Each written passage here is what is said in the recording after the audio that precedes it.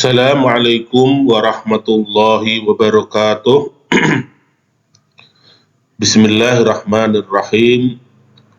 Qissatu Ismail alaihi salam. Kisah Nabi Ismail alaihi salam. Ba'da hijrati abina Ibrahim min Babil fil Iraq, dhahaba ila Misra ma'a zawjatihi Sarah.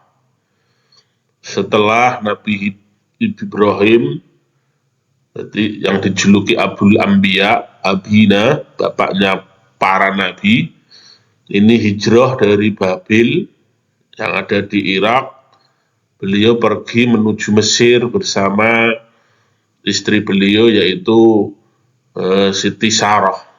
Waya ibnatu ammihi, istri Nabi Ibrahim, itu Ibunda Sarah ini adalah putri dari paman beliau. Wab ma'azaujati wabni akhihi, dan juga beserta anak dari saudara beliau, yaitu Nabi Lot alaihi salam. Jadi Nabi Lot ini sejaman dengan Nabi Ibrahim. Bahkan ketika para malaikat datang hendak mengazab kaum Nabi Lot, itu mereka mampir dulu ke tempatnya Nabi Ibrahim alaihissalam. Nah, ketika di Mesir terjadi satu insiden, fahawala maliku Misra an yataharrosa bisarah famana'ahullah. Ketika itu di suatu tempat di wilayah ada seorang raja yang sewenang-wenang. Ia selalu merampas siapapun seorang perempuan yang dipandangnya menarik untuk dijadikan istrinya. Kalau meskipun itu sudah menjadi istri orang, kalau suaminya tidak menerima, maka akan dibunuh. Karena itulah ketika ia ditanya siapa ini, perempuan ini, demi menyelamatkan diri, Nabi Ibrahim mengatakan ini adalah saudariku, artinya saudari dalam seiman. Karena raja menunjukkan ketertarikannya dengan Dewi Sarah. Kalau Nabi Ibrahim jujur mengatakan bahwa beliau adalah suaminya, maka ia pasti akan dibunuh oleh raja tersebut. Karena mengaku sebagai saudarinya, akhirnya Ibunda Sarah ini dibawa dan hendak diruda paksa oleh sang raja. Tetapi famana'ahullah, terjadi karomah, Allah yang mencegahnya. Setiap kali raja ini hendak melaksanakan atau melakukan aksi bejatnya, tiba-tiba ia menjadi kaku, lumpuh, tidak bisa bergerak. Begitu dia disuruh minta ampun kepada Tuhan dan minta maaf kepada Sarah, begitu dimaafkan, pulih kembali. Dan begitu mengejar lagi, ingin menyentuh Ibunda Sarah, tiba-tiba raja ini menjadi lumpuh, kaku, seluruh tubuhnya tak bisa digerakkan. Sampai 3 kali, sehingga akhirnya raja ini sadar bahwa perempuan di hadapannya ini adalah perempuan suci, perempuan mulia, dan perempuan kekasih Tuhan. Akhirnya fatarokaha, maka raja pun meninggalkannya, bahkan wa ahdaha jariyah ismaha Hajar. Raja meminta maaf, raja tersebut insyaf, kemudian mengembalikan Ibunda Sarah kepada Nabi Ibrahim secara baik-baik, secara terhormat. Setelah itu bahkan raja menghadiahkan kepada Ibunda Sarah seorang jariyah, seorang pembantu. Namanya adalah Siti Hajar. Fawahabatha li zawjiha Ibrahim, karena Ibunda Sarah ini lama tidak dikaruniai seorang putra, maka kemudian beliau minta kepada Nabi Ibrahim ya untuk menikahi Ibunda Hajar ini. Jadi maka Ibunda Sarah memberikan Ibunda Hajar ini kepada Nabi Ibrahim untuk dinikahi. Fadakhala biha, maka Nabi Ibrahim pun akhirnya setuju dan menikah dengannya. Wa waladat lahu Ismail, dari pernikahan Nabi Ibrahim dengan Ibunda Hajar maka lahirlah Nabi Ismail alaihi salam. Wa huwa fis Syam, yang ketika itu berada di Syam. Fa'amarahullah an yursila Hajar wa ibnaha Ismail ila wadin fi Makkah. Setelah itu Nabi Ibrahim diperintah oleh Allah untuk membawa istrinya Hajar dan putranya yaitu Nabi Ismail menuju ke suatu lembah di Mekah. Fatarokahum hunaka, setelah itu kemudian Nabi Ibrahim meninggalkan mereka di sana, di suatu lembah yang tidak ada pepohonan, yang tidak ada tumbuh-tumbuhan, tidak ada bangunan, sejauh mata memandang yang ada hanyalah pasir dan tanah kering kerontang yang tandus, diiringi dengan angin yang kering dan panas yang menyengat. Jadi sejauh mata memandang yang ada hanyalah gurun Sahara. Di sanalah Ibu Hajar dan putranya Ismail yang masih kecil ditinggalkan oleh Nabi Ibrahim.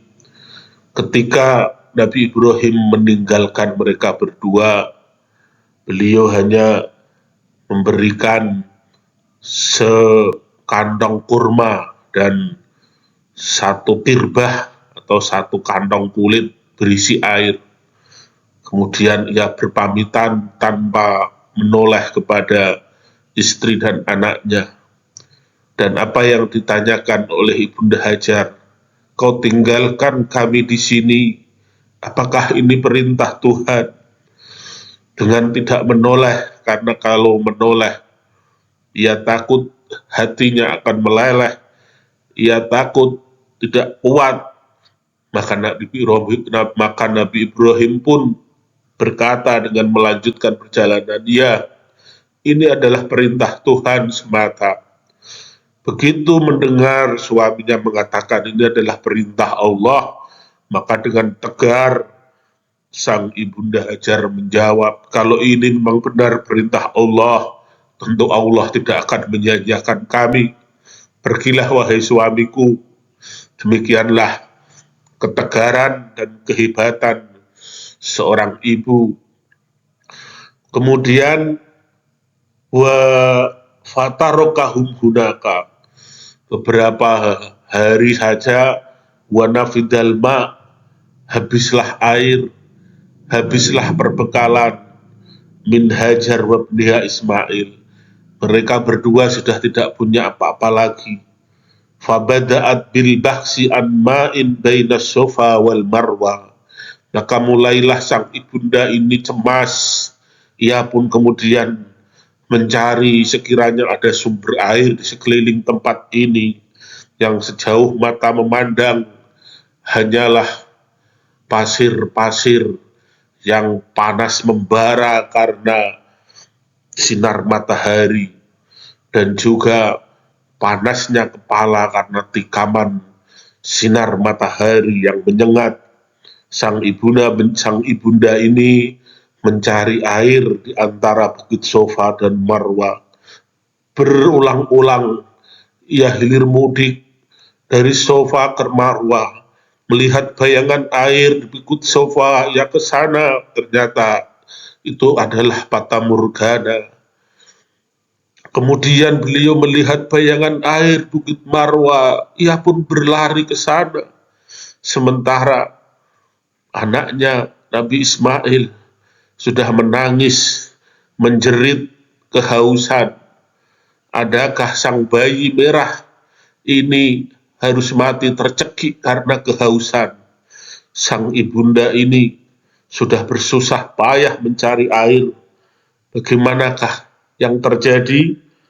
Wa ba'da wa faj'atan, dan tiba-tiba Allah pun menurunkan malaikat Jibril menyentuh kaki Ismail, dan kaki Ismail yang masih kecil itu menyepak-nyepak tanah di bawahnya. Wa faj'atan, dan tiba-tiba naba'a al-ma', maka muncullah sumber air bijanibi Ismail at-tifli, di samping Nabi Ismail yang masih bayi. Alhamdulillah, summa alhamdulillah. Fabada'at tazummul ma', lekas-lekas sang ibunda ini mengumpulkan air, karena air meluber kemana-mana seraya mengatakan zam, zam, berkumpullah, berkumpullah menjadi satu. Watasna'u khaudon, dan beliau membuat semacam khaudon, telaga kecil atau wadah air atau parit, an yaskunu sogiron hatta tasroba wabnua, agar ia bisa minum bersama putranya. Wa ba'da fatratin ja'at qabilatun arabiyatun min Jurhum. Setelah itulah datang kemudian kabilah, rombongan kafilah dari Jurhum, dan mereka melihat ada serombongan burung di langit yang berputar-putar. Itu adalah tanda adanya mata air di sana. Mereka pun mampir, kemudian ternyata di sana ada mata air yang keluar dan ditunggui oleh seorang ibu dan putranya. Wa talabu min hajar an yaskunu bijanibihim hatta yastafidu minal ma'. Mereka pun kemudian meminta kepada Ibunda Hajar agar mengizinkan mereka tinggal di tempat tersebut sehingga mereka bisa menggunakan air zam-zam yang ada di situ. Fawafaqat, maka Ibunda Hajar setuju. Wasabba Ismail fi qabilati Jurhum, maka tumbuhlah Nabi Ibrahim menjadi dewasa di tengah kabilah Jurhum. Wa ta'allama minhum al-lughatal arabiyyah, beliau belajar dari kabilah Jurhum bahasa Arab. Waqila, dan diriwayatkan, kana Ismail awwala man raqibal faras wa rawaduha. Ismail adalah orang yang pertama kali menunggang kuda dan orang yang pertama kali menjinakkannya. Sehingga sampai sekarang Arab terkenal dengan kuda-kudanya yang gagah, yang kuat. Wa qad imtahanallahu Ibrahim wa amarahu an yadbaha Ismail. Kemudian cerita indah ini ternyata tidak artinya apa? Tidak berketerusan, karena setelah itu ada cobaan lagi yang lebih besar, yaitu Nabi Ibrahim diuji oleh Allah untuk mengunjungi putranya yang kini sudah beranjak dewasa. Tetapi bukan untuk sekedar berkangen-kangenan, bukan untuk sekedar melepas rasa kerinduan, tapi perintah Allah adalah untuk menyembelihnya. Fa akhbara Ibrahim Ismail bidzalika, maka karena ini perintah Tuhan, Nabi Ibrahim pun mengabarkan berita yang sangat berat ini kepada putranya. Dan apa jawaban putranya? Sungguh merupakan keluarga-keluarga yang taat kepada Allah. Fawafaqa Ismail, maka setujulah Nabi Ismail. Wa nama alal ardi, ia berbaring di atas tanah. Wa qala li abihi nafid amrullah, ia yang dengan tegar berkata kepada ayahandanya, laksanakanlah perintah Allah wahai ayahanda. Insya Allah aku akan menjumpai, aku adalah orang-orang yang bersabar. Fadojat al-malaikatu, ketika itulah langit terguncang, aras tergoncang, para malaikat tergoncang menyaksikan hal yang seperti itu. Ketika Nabi Ibrahim mengayunkan pisaunya, fa'adrokahumullah birahmatihi, maka Allah susuli mereka berdua dengan rahmatnya. Wafada Ismail bikabsin adhimin, dan menebus Nabi Ismail dengan seekor domba, seekor gibas yang besar, liyudbaha makanahu, agar disembelih sebagai penggantinya.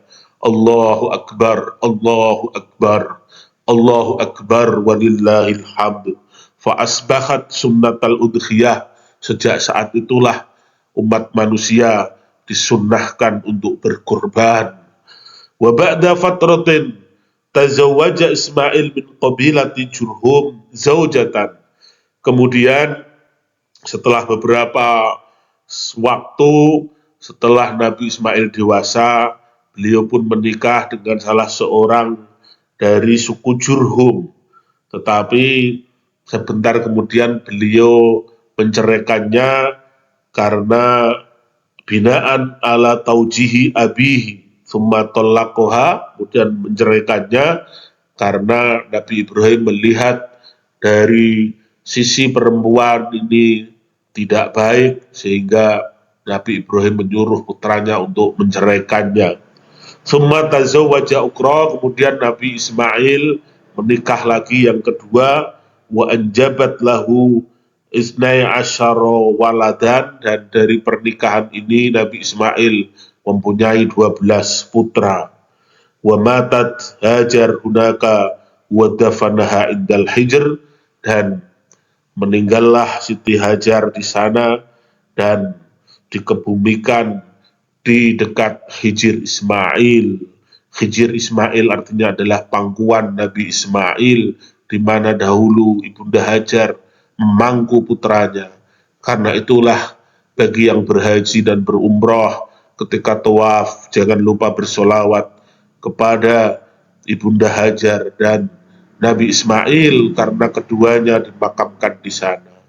Juga jangan lupa bersolawat salam kepada para nabi, karena di sanalah dekat Ka'bah ada 99 nabi yang dimakamkan. Dan juga bersolawat salam kepada Nabi Ibrahim alaihissalam. Summa amarallahu Ibrahim wa Ismail bibina'il Ka'bah fabanaha. Kemudian setelah itu Allah perintahkan Nabi Ibrahim dan Nabi Ismail untuk membangun kembali Ka'bah yang ketika itu hanya pondasinya saja yang masih terlihat, sehingga Ka'bah perlu ditegakkan kembali, didirikan kembali, ditinggikan kembali, karena Ka'bah sudah lama di zaman Nabi Nuh terkena banjir topan yang dahsyat, sehingga Ka'bah pun menjadi rusak dan tinggal pondasi-pondasinya saja. Demikianlah kisah Nabi Ibrahim dan Ismail, yang ini adalah kisah cikal bakal munculnya Nabi Khotamul Anbiya wal Mursalin, Nabi akhir zaman, panutan kita semua, yaitu Nabi Muhammad Sallallahu Alaihi Wasallam. Semoga kisah ini menjadikan inspirasi kepada kita semua. Akhiran aqulu lakum wal afwa minkum, tsumma assalamu alaikum warahmatullahi wabarakatuh.